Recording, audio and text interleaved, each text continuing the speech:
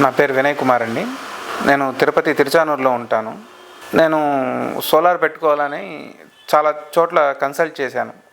చాలామందిని అడిగాను.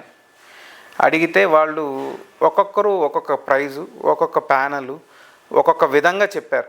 కొంతమంది కస్టమర్స్ని కూడా నేను ఫోన్ చేసి కనుక్కున్నాను. వాళ్ళు చెప్పడం కూడా ఈ ప్యానెల్స్ వాడారు, ఈ ప్యానెల్స్ వల్ల నాకు ఇంత జనరేట్ అవుతుందని పక్కాగా వాళ్ళు ఇన్ఫర్మేషన్ ఇచ్చారు. నేను దానికన్నా మంచి ప్యానెల్స్ వాడాలని సోలార్లో స్పార్క్ సోలార్ సిస్టమ్ అని చెప్పి నేను నెట్లో సెర్చ్ చేశాను. యూట్యూబ్లో నెట్లో మొత్తం సెర్చ్ చేసి ప్యానెల్స్ ఏవే బాగుంటాయి అని కనుక్కుంటే ఎన్-టైప్ టాప్కాన్ ప్యానెల్స్ బాగుంటుందని చెప్పారు.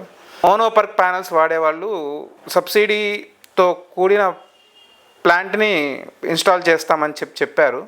మోనోపర్క్ ప్యానెల్స్ వాడడం వల్ల యూనిట్స్ జనరేట్ అవ్వడం చాలా తక్కువగా అనిపించింది. వాళ్ళు చెప్పడం 550 to 600 అంటున్నారు.